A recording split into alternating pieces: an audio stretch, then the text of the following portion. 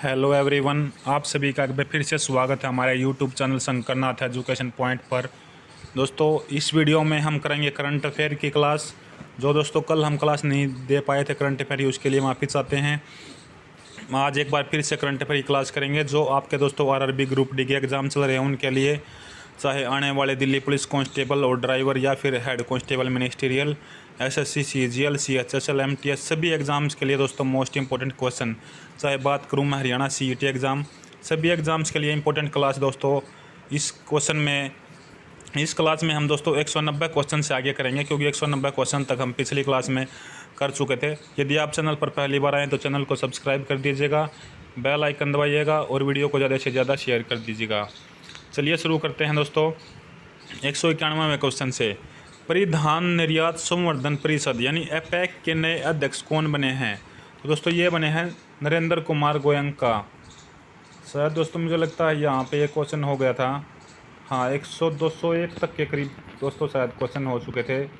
एक सेकंड भाई, वहाँ से आगे, क्योंकि ये क्वेश्चन दोबारा से रिपीट हो रहे हैं। 198 हो गया आपका। एनडीआरएफ वाला भी आपका हो गया था पिछली क्लास में दोस्तों। तो हम देख लेते हैं एक बार कहाँ तक आपके हुए थे। इन्फिनिटी ब्रिज होगा, 210 तक हो चुके थे शायद। जी हाँ दोस्तों, 210 तक हो गए थे क्वेश्चन।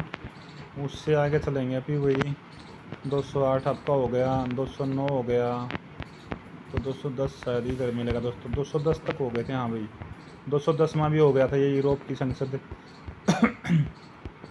211वें क्वेश्चन से करेंगे दोस्तों आज हम। 210 तक हमारे हो चुके थे। Indian Premier League IPL team, जो Indian Premier League IPL team है दोस्तों, कोलकाता नाइट राइडर्स के नए कोच कौन बने थे इस साल? तो इस साल बने थे दोस्तों भरत अरुण। जान लेते हैं अब दोस्तों आगे इनकी डिटेल। भरत अरुण को इंडियन प्रीमियर लीग आईपीएल की franchise team Kolkata Knight Riders के बॉलिंग कोच के रूप में जोड़ा गया था। भरत अरुण ने 2021 में T20 वर्ल्ड कप तक इंडिया के बॉलिंग कोच पर थे। पहले आईपीएल इंडियन प्रीमियर लीग इसकी फुल फॉर्म रहेगी दोस्तों। आईपीएल की शुरुआत यानी आईपीएल का जो पहला संस्करण है वो 2008 में खेला लगा था सबसे पहले, और इसमें सबसे पहले टीम विजेता थी भाई राजस्थान रॉयल्स, और उप विजेता टीम रही थी चेन्नई सुपर किंग्स। अगला क्वेश्चन है, किस देश की अध्यक्षता में वर्ष 2022 की ब्रिक्स शेरपाओं की पहली बैठक आयोजित हुई? तो इस क्वेश्चन का आंसर जानेंगे भाई। जो ब्रिक्स शेरपाओं की पहली बैठक हो किस देश की अध्यक्षता में हुई? तो ये देश है चीन। चीन की अध्यक्षता में वर्ष 2022 की जो ना शेरपाओं की पहली बैठक 18 और 19 जनवरी को ऑनलाइन माध्यम से हुई थी, और इस दौरान सदस्यों ने वर्ष 2021 में ब्रिक्स की अध्यक्षता को लेकर भारत का आभार जताया था। ब्रिक्स 5 देशों का समूह है। पहले भी मैंने इसके बारे में पूरी डिटेल बताई थी, एक बार फिर से जान लेते हैं इसके बारे में पूरी डिटेल। ब्रिक्स 5 देशों का समूह, और पहले इसे ब्रिक के नाम से जाना जाता था, लेकिन 2010 में दक्षिण अफ्रीका के शामिल होने से ब्रिक का नाम ब्रिक्स में बदल गया।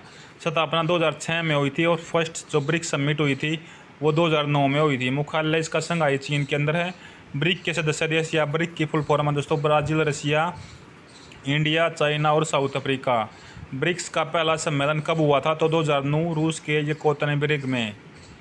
अगला क्वेश्चन है, अंतर्राष्ट्रीय लोक कला महोत्सव में किसने स्वर्ण पदक जीता? तो सुमित बाले। लावणी कलाकार, लावणी महाराष्ट्र का नृत्य है दोस्तों। लावणी कलाकार सुमित बाले ने दुबई में अंतर्राष्ट्रीय लोक कला महोत्सव में स्वर्ण पदक जीता है। ये महाराष्ट्र के रहने वाले हैं।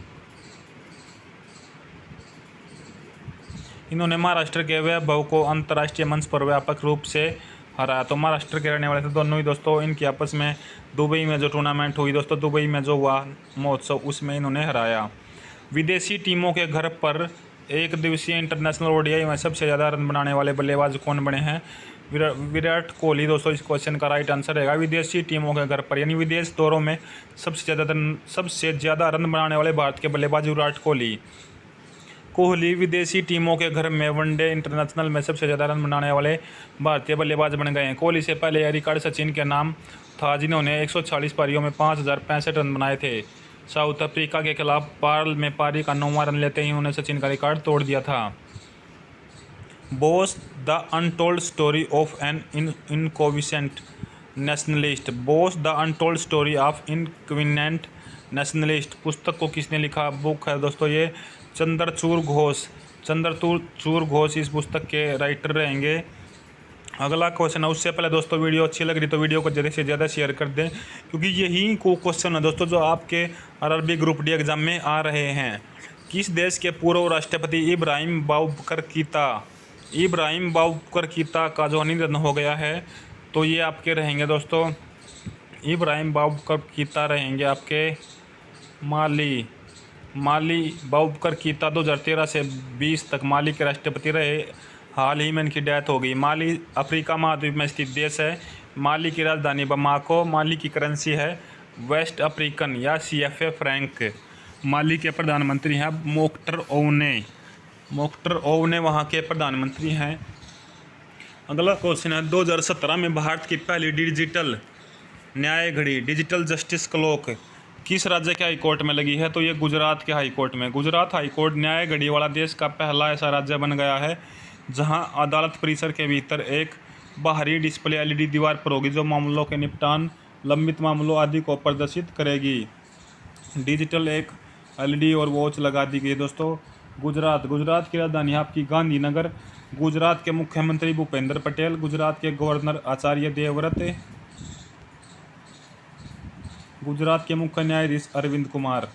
अगला क्वेश्चन आपका है, भारतीय किसान उर्वरक सहकारी के नए अध्यक्ष कौन बने हैं? इफ्को दोस्तों, इफ्को के नए अध्यक्ष कौन बने हैं? दिलीप संघानी। भारतीय किसान उर्वरक सहकारी संगठन, तो इफ्को इंडियन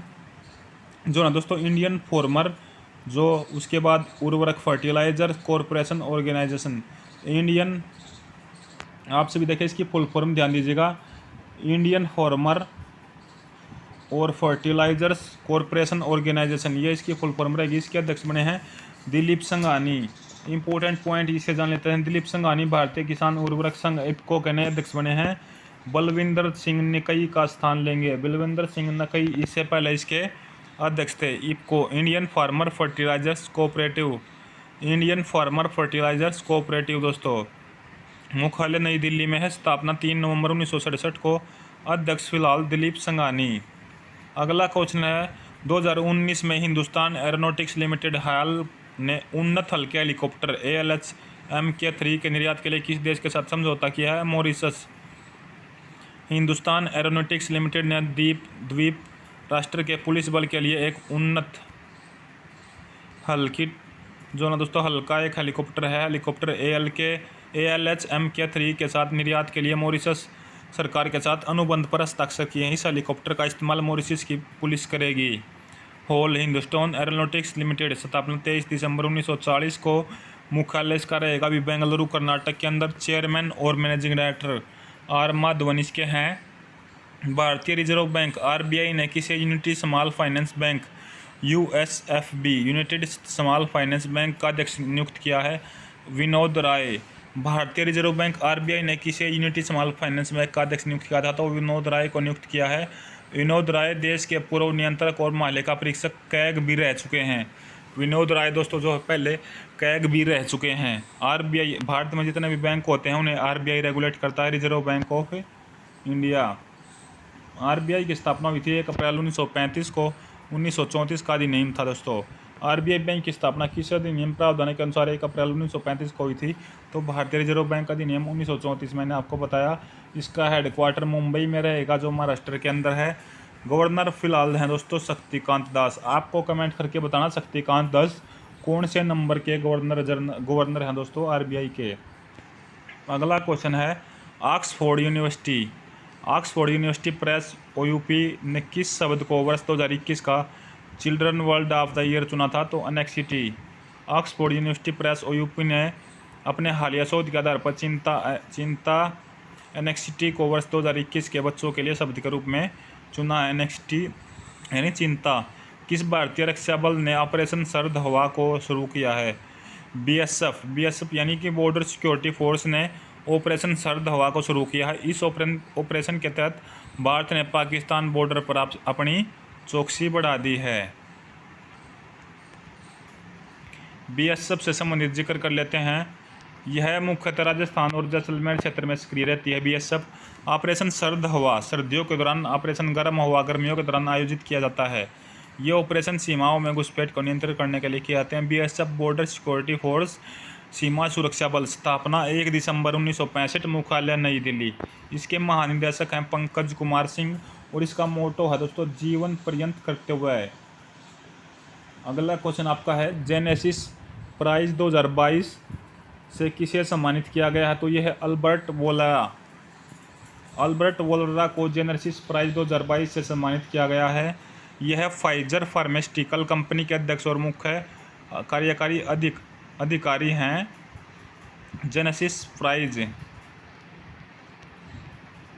यहूदी लोगों को दिया जाने वाला $1 मिलियन का वार्षिक पुरस्कार है जिन्होंने अपनी उपलब्धियों, मानवता में योगदान और यहूदी मूल्यों के प्रति प्रतिबद्धता की मान्यता में महत्वपूर्ण व्यावसायिक सफलता हासिल की है। अगला क्वेश्चन है किस देश ने एरो 3 जो मिसाइल है उसका सफल प्रक्षेपण किया? तो इजराइल ने एरो 3 मिसाइल का सफल परीक्षण किया है। इस परीक्षण का नेतृत्व इजराइल एरोस्पेस इंडस्ट्रीज IAI ने किया है। इसे पृथ्वी के वायुमंडल के बाहर बैलिस्टिक मिसाइलों को रोकने के लिए डिज़ाइन किया गया है। इजराइल की बात करते हैं। इजराइल एशिया महाद्वीप में स्थित देश है। इजराइल की राजधानी जेरूसलम। इजराइल की करेंसी जो है इजरायली स्केल। इजराइल के प्रधानमंत्री हैं नफ्ताली बेनेट और इजराइल के राष्ट्रपति हैं इसाक हर्जोग।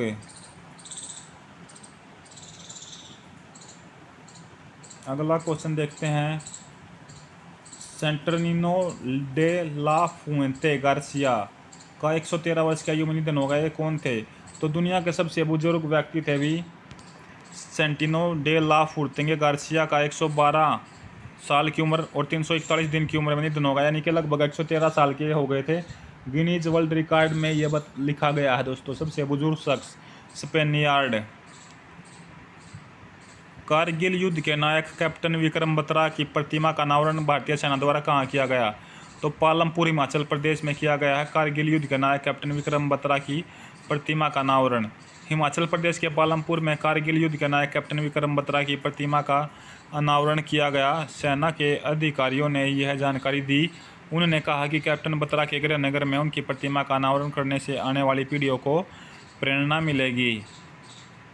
साल 2022 में जारी रिपोर्ट के अनुसार दुनिया में सबसे लोकप्रिय नेता कौन है? नरेंद्र मोदी। 2022 में दुनिया के प्रधानमंत्री नरेंद्र मोदी सबसे लोकप्रिय नेता हैं। पसंदीदा नेताओं की सूची में तकरीबन 71% रेटिंग के साथ उनका नाम सबसे ऊपर है। मॉर्निंग कंसल्ट पॉलिटिकल इंटेलिजेंस की विश्व के 13 नेताओं की सूची में अमेरिकी राष्ट्रपति जो बाइडेन का 6ठा स्थान है और उन्हें 43% रेटिंग मिली है। टॉप 3 नेताओं के नाम हैं नरेंद्र मोदी भारत के प्रधानमंत्री, Andres Manuel Lopez Obrador Mexico के राष्ट्रपति, मेरियो दागरी इटली की प्रधानमंत्री हैं। रिपोर्ट जारी करता कौन है? Morning consult. शेयर बाजार में धोखे से बचने के लिए साथी मोबाइल ऐप सारथी यहाँ पर पढ़ेंगे तो दोस्तों साथी मोबाइल ऐप को किसने लॉन्च किया है? भारतीय प्रतिभूति एवं विनिमय बोर्ड सेबी ने शेयर बाजार को धोखे से बचने के लिए मोबाइल फ़ोन के जरिए शेयर कारोबार के बढ़ते चलन के बीच बाजार नियामक सेबी ने अपना मोबाइल ऐप साथी पेश किया है। इस पहल का मकसद निवेशकों को प्रतिभूति बाजार की बुनियादी बातों से अवगत कराना है। उसके बाद आगे देखते हैं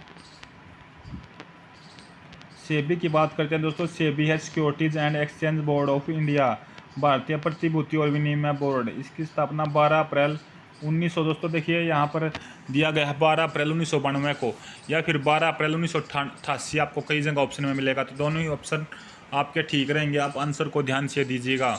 92 का एक्ट था दोस्तों, इसलिए 1988 में पहले स्थापना हो चुकी थी। मुख्यालय मुंबई में रहेगा। इसके वर्तमान अध्यक्ष हैं अजय त्यागी। राष्ट्रीय राजमार्ग एवं इंफ्रास्ट्रक्चर विकास लिमिटेड NHIDCL के नए प्रबंधक निदेशक MD कौन बने? चंचल कुमार। चंचल कुमार को सड़क परिवहन और राजमार्ग मंत्रालय के तहत राष्ट्रीय राजमार्ग and infrastructure Vikas Nigam limited के नए महाप्रबंधक निदेशक नियुक्त किए गए हैं। आज की वीडियो का अंतिम क्वेश्चन 230 तक हम क्वेश्चन करेंगे, जैसा कि हम 20 जो क्वेश्चन हर सेट में करते हैं। महान स्वतंत्रता सेनानी नेताजी सुभाष चंद्र बोस की 125वीं जयंती भव्य प्रतिमा कहाँ स्थापित की जाएगी? तो जंतर मंतर दिल्ली पर यह स्थापित की जाएगी। प्रधानमंत्री नरेंद्र मोदी ने घोषणा की कि महान स्वतंत्रता सेनानी नेताजी सुभाष चंद्र बोस की 125वीं जयंती मनाने के लिए दिल्ली में इंडिया गेट पर नेताजी सुभाष चंद्र बोस की एक भव्य प्रतिमा स्थापित की जाएगी। ग्रेनाइट से बनी यह मूर्ति देश के स्वतंत्रता संग्राम में नेताजी के अपार योगदान के लिए एक उपयुक्त श्रद्धांजलि होगी। इस प्रतिमा का काम पूरा होने तक नेताजी की होलोग्राम प्रतिमा उसी स्थान पर मौजूद रहेगी। तो दोस्तों ये आपके थे भी इंपॉर्टेंट क्वेश्चन, जो 20 क्वेश्चन का हर रोज़ का सेट करंट अफेयर का हम लेकर चलते हैं। यदि दोस्तों वीडियो कैसी लगी इसके बारे में कमेंट करें, ज़्यादा से ज़्यादा वीडियो को शेयर कर दें।